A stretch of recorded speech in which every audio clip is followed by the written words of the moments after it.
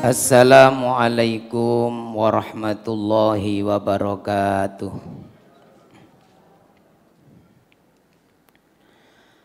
Bismillahirrahmanirrahim. Alhamdulillahi rabbil alamin. Wassalatu wassalamu ala sayyidina wa maulana Muhammadin wa ala alihi wa sahbihi ajma'in, amma ba'du. Para hadirin, para jamaah rahimakumullah, kita mulai ngaji kita dan baca Al-Quran suratul Fatihah untuk kedua orang tua kita dan guru-guru kita. Al-Fatihah juga kita niatkan, mudah-mudahan apa yang menjadi hajat-hajat kita dipenuhi oleh Allah, doa-doa kita yang baik diijabah oleh Allah Subhanahu wa taala, dimudahkan urusan kita, urusan dunia hatal akhirah, amin ya rabbal alamin. Ila hadratin Nabi Muhammadin sallallahu alaihi wasallam wa alihi wa ashabihi ajma'in, wa ila walidaina wa asatidana al-muslimina wal mu'minina minhum wa li husuli maqasidina allati tarda anna biha. Al-Fatihah. A'udzu billahi minasy syaithanir rajim. Bismillahirrahmanirrahim. Alhamdulillahi rabbil alamin, arrahmanir rahim, maliki yaumiddin. Iyyaka na'budu wa iyyaka nasta'in. Ihdinas siratal mustaqim. Siratal ladzina an'amta 'alaihim ghairil maghdubi 'alaihim waladdallin. Amin. Bismillahirrahmanirrahim. Nah niki hadis-hadis terkait dengan makolanya Sayyidina Umar, diantaranya terkait dengan waman katsura kalamuhu katsura khata'uhu. Siapa yang banyak ngomongnya ini banyak terplesetnya. Wa man katsura kalamuhu katsura saqatuhu. Nah itu kemudian wa man katsura saqatuhu qalla haya'uhu. Kalau sudah sering salah, sudah sering kepleset, nanti kemudian sudah hilang malunya. Nah ini kemarin terkait dengan hadis-hadis yang terkait dengan ancaman, bukan ancaman, peringatan bagi yang banyak bicara, utamanya banyak bicara fima la ya'nihi, yang enggak ada manfaatnya. Nah, berikutnya hadis diriwayatkan dalam sebuah hadis bahwa Rasulullah bersabda ini, yu'adzabul lisanu bi'adzabin la yu'adzibu bihi syai'un minal jawarihi. Yu'adzabu, akan disiksa, al-lisanu lisan, bi'adzabin dengan siksaan, la yu'adzabu bihi, yang tidak pernah diadab dengan adab itu, syai'un, sesuatu pun, minal jawarihi, dari anggota tubuh yang lain. Jadi lisan ini nanti akan diadab dengan adab yang berbeda, yang tidak ditimpakan kepada anggota tubuh yang lain. Kalau kaki mungkin dibelenggu, diikat dengan rantai neraka mungkin lagi. Kalau tangan diadab, lah lisan ini berbeda, bahkan lebih berat adabnya ini. Fayaqulu, kemudian lisan ini berkata, protes mungkin, kok beda adabnya dengan anggota tubuh yang lain. Ya Rabb, lima adzabtani, wahai Tuhan, wahai Allah, lima adzabtani, mengapa engkau mengadab aku, menyiksa aku, bi adzabin, dengan siksaan, lam tu'adzib bihi syai'an minal jawarihi, yang tidak dirasakan adab itu sedikit pun oleh anggota yang lain, anggota tubuh yang lain. Nah kok lisan saja ini yang diadab. Fayaqulu, kemudian Allah menjawab, fayuqalu lahu, kemudian dikatakan kepada lisan itu, ya juru bicaranya Allah, malaikat lah yang jawabkan, pakai fayuqalu lahu, dikatakan kepada lisan itu, dijawab. Kenapa lisan diadab dengan adab yang berbeda dari anggota tubuh yang lain, lebih dahsyat, lebih berat? Dikatakan kepada lisan, kharajat minka, karena telah keluar darimu, dari lisanmu, dari mulutmu itu, kalimatun, kalimat, balagot masyarikol ardi, yang sampai ujung bumi. Jadi dari mulutmu yang kecil itu bisa mengeluarkan kalimat yang sampai notok bumi, sampai sundul langit. Jadi kan karena lisan ini jadi, kalau sekarang jadi viral, dari mulut itu, dari lisan itu telah keluar kalimat yang melewati bumi ini, memenuhi bumi, bahkan sampai masyarikul ardi, sampai bumi bagian timur, wa maghoribaha, dan bagian baratnya bumi, timur sampai barat mendengar semua, goncang. Kalau sekarang jadi viral. Fasufika bihaddamul haramu, dari yang kemudian dari kalimat itu menyebabkan dialirkan darah yang haram, yang tidak semestinya. Dari kalimat itu kemudian orang jadi berperang, jadi saling membunuh, mengalirkan darah. Wa akhoda bihal malul haram, dengan kalimat itu juga kemudian dirampas harta secara haram. Nah orang tertipu itu kan kalimat, karena jurus-jurus mekar kata itu. Jadi kalau nipu lancar, wena halus, ternyata membujuk, menipu.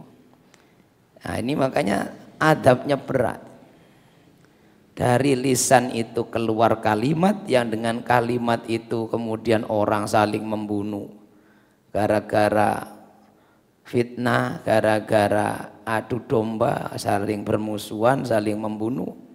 Bahkan gara-gara bujuk rayu kemudian orang bahkan bersumpah kadang itu untuk menipu, merampas harta orang lain. Wantuhika bihal farjul haram, dan juga dengan kalimat itu, rayuan itu, maka dinodai farji, kemaluan secara haram. Wa wa'izzati, maka demi keagunganku, kata Allah, la u'adzibannaka, sungguh pasti aku akan mengadabmu, biadabin, dengan adab, dengan siksaan, la uadzibu bihi syai'an minal jawarihi, yang tidak dirasakan sedikit pun, tidak pernah diadabkan, dirasakan sedikit pun oleh anggota tubuh yang lain. Nah, jadi nanti yang paling berat siksanya itu adalah lisan ternyata. Kalau dalam kisah Isra Mi'raj kan napa? Ada digambarkan napa ada orang yang lidahnya panjang digunting sendiri, tumpul lagi terus begitu. Itu gambarannya yang diberikan kepada Rasulullah ketika Mi'raj. Nabi tanya, "Niku sinten?" "Ya, malaikat Jibril." "Ini ku umat jenengan." "Lho, umat kula kok saged ngoten ya?" Karena lisannya ini bener pendek tapi ini bisa menyebabkan urusan yang panjang. Bahkan kalau dalam hadis ini menembus timur dan barat. Balagot masyariqal ardi wa magharibaha. Timur barat sudah tersebar gara-gara lisan. Jadi karena itu kemudian Sayyidina Umar kemarin itu makolanya yaitu sampai-sampai kemudian Umar itu termasuk yang aliran serius, ngomong ya seperlunya, bahkan tertawa saja itu dijaga ini. Ini hadis-hadis terkait dengan makola tadi. Karena memang sahabat itu tidak mungkin ngarang sendiri. Atau kalau kalimat itu disusun pasti ada dasarnya. Wal maqalatur rabi'atu. Nah niki makola yang keempat. Niki mbon ningali terjemahan bawahnya, niku terjemahan keliru nih. Niku tasik mengikuti terjemah yang makalah sebelumnya. Yang di revisi. Jadi memang tereng di revisi. Wal maqalatur rabi'atu. Ya ningali teke mawon, tapi teke pun nggih dereng diharokati. Makalah yang keempat an Utsmana radhiyallahu an, dari sahabat Utsman radhiyallahu an. Jadi kitab ini Nashihul Ibad itu pertama memang yang diambil itu adalah hadis. Makanya setiap mulai awal bab termasuk bab 7 perkara ini itu ya dari hadis dulu. Kemudian sahabat Abu Bakar. Jadi sahabat besar itu mulai dari yang paling senior. Sahabat Abu Bakar. Khulafaur Rasyidin itu. Kemudian berikutnya makolanya Umar. Makolanya Utsman. Nanti makolanya Ali, makolanya para sahabat yang lain dan bahkan tabi'in. Ini khasnya kitab ini.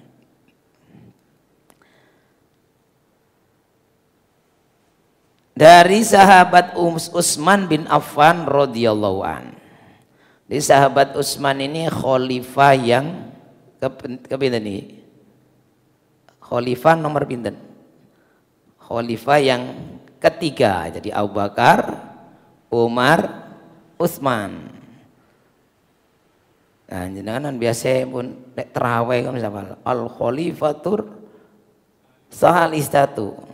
Sayyidina Utsman bin Affan. Khalifah yang ketiga adalah Sayyidina Utsman. Beliau bergelar mendapatkan julukan Dzunnurain, pemilik 2 cahaya. Napa kok angsal gelar Dzunnurain? Sebab beliau ini orang yang memiliki 2 cahaya itu pernah dinikahkan dengan putri Rasulullah 2 kali. Jadi karena istri yang pertama meninggal, putri Rasulullah, kemudian dinikahkan lagi dengan adiknya, turun ranjang lah. Maka beliau bergelar Dzunnurain. Beliau juga bergelar wal hijratain, orang yang 2 kali hijrah.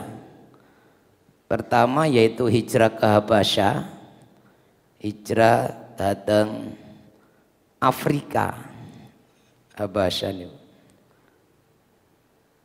Kemudian hijrah ke Madinah. Jadi beliau itu sempat mengalami kondisi sangat sulit ketika hijrah ke Habasyah.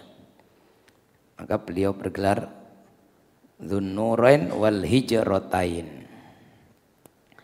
Jadi beliau dulu masuk Islam termasuk as-sabiqunal awalun. Generasi awal masuk Islam. Dari golongan pemuda, remaja. Tapi beliau remaja atau pemuda yang sukses. Jadi kalau sekarang sudah pengusaha muda, kaya raya. Ini sahabat Utsman bin Affan. Nah, setelah Khalifah Umar wafat, beliau secara musyawarah para sahabat yang ada diangkat sebagai khalifah, pengganti Umar bin Khattab. Nah, di antara maqalah beliau ini annahu qala, bahwa beliau sahabat Utsman ini berkata fi qoulihi ta'ala, menjelaskan firman Allah Subhanahu wa taala, menafsirkan, menjelaskan firman Allah yang ini, wa kana tahtahu kanzul lahuma wa kana abuhuma sholihah. Niki surat apa? Apal jenengan insyaallah. Sering diwaca. Wa kana tahtahu kanzul lahuma wa kana abuhuma sholihah. Wa kana tahtahu, dan ada di bawah rumah yang mau roboh, yang dibangun oleh Nabi Musa dan Nabi Khidir. Ini dalam surat Al-Kahfi, dengan biasa surat Al-Kahfi kan. Tentang kisah itu, di bawahnya, bahwa bangunan yang mau runtuh itu, bangunan rumah yang mau runtuh itu ada kanzul lahuma, ada harta simpanan milik kedua anak yatim. Jadi kisahnya di situ dalam surat Al-Kahfi ini kan ada cerita Nabi Musa dan Nabi Khidir ketika masuk satu kampung. Nah, beliau melihat ada bangunan yang mau roboh, rumah yang sudah roboh, bahkan sudah mau roboh. Kemudian Nabi Khidir itu mengajak Nabi Musa, kita berhenti dulu di sini, diperbaiki. Padahal tadi itu sebenarnya di kampung itu beliau minta minum, minta sekedar minum atau makanan kecil untuk ngisi perutnya yang sudah kehausan, kelaparan. Tapi ditolak oleh orang-orang kampung itu. Orang-orang kampung itu kikir, pelit. Tapi kemudian berjalan dilanjutkan, ketemu bangunan itu, beliau ngajak membangun. Nabi Musa diajak bangun. Sudah dibangun, dibenahi, sehingga cengi rupu-rupu di mencagae di kenceng nomale. Kita tidak bisa bayangkan bangunan seperti rumah saat niki, paling gubuk lah. Sehingga seharian. Karena kalau rumah harus bangun tembok kan betul mungkin seharian. Ini seharian sampai sore selesai. Sudah selesai, Nabi Musa, Nabi Khidir ngajak, kita lanjutkan perjalanan. Duh, mboten di bayaran dhisik. Gak usah. Jaluk ngopi sih. Dikira itu kalau setelah membantu memperbaiki ini nanti dapat upah. Enggak, ternyata setelah itu ditinggal begitu saja. Nah, inilah diantara yang gak bisa sabar. Nabi Musa ini gak sabar nanti. Protes. Kan syaratnya ikut itu harus gak boleh protes. Jangan bertanya sebelum aku jelaskan. Nabi Musa itu protes ini. Sampai gak jelas ini. Orang medit dibalas dengan kebaikan. Nah, singkat cerita nanti dijelaskan ini. Kenapa kok tadi itu rumah itu dibangun? Karena di bawahnya itu ada harta simpanan milik kedua anak yatim. Lah, dalam tafsir itu dijelaskan dua anak yatim itu Asrom dan Sorim namanya. Wa kana abuhuma soliha. Sementara kedua orang tuanya dulu orang yang soleh. Ismuhu Kasyihun, namanya Kasyih. Nah, kedua orang tuanya dulu, dua orang tua anak yatim ini orang yang soleh. Nah, apa pelajarannya yang kita ambil ini? Ternyata orang yang soleh itu akan dijaga oleh Allah bahkan anaknya. Harta simpanan yang untuk anaknya dijaga. Dengan cara tadi Allah mengirimkan orang lain untuk menjaga dengan cara diperbaiki. Kenapa? Kalau nanti ini sampai roboh, gak ada yang menghuni kan roboh. Nah nanti kalau tukang loa-loa ini rongsok iki gak ono penghuni nih. Nanti akan diambili. Ketemulah nanti yang di bawahnya itu. Nah ini harta simpanan yang sangat berharga. Al-kanzu lauhun min dahabin. Kanzun lauma. Al-kanzu itu adalah lauhun min dahabin. Papan terbuat dari emas. Jadi papan tapi terbuat dari emas. Jadi harta sangat berharga. Wa alaihi ailil lauhi, dan papan tulis itu lauh itu sabak, kalau dulu artinya sabak. Itu memiliki sab'atu asturin maktubun fi ihdaha. Ada 7 bagian yang di situ salah satunya itu tertulis begini, ada tulisannya, ajibtu liman arafal mauta, saya heran liman arafal mauta, kepada orang yang tahu akan kematian. Artinya tahu bahwa mati itu pasti waqi'un, akan terjadi, yakinan, dengan yakin. Orang semua nggak ada yang ragu kalau dia akan mati, itu pasti semua yakin, semua akan mati, yang hidup akan mati. Tapi yang saya heran, orang tahu kalau dia yakin akan mati, tapi wahuwa yadhaku, tapi dia bisa tertawa,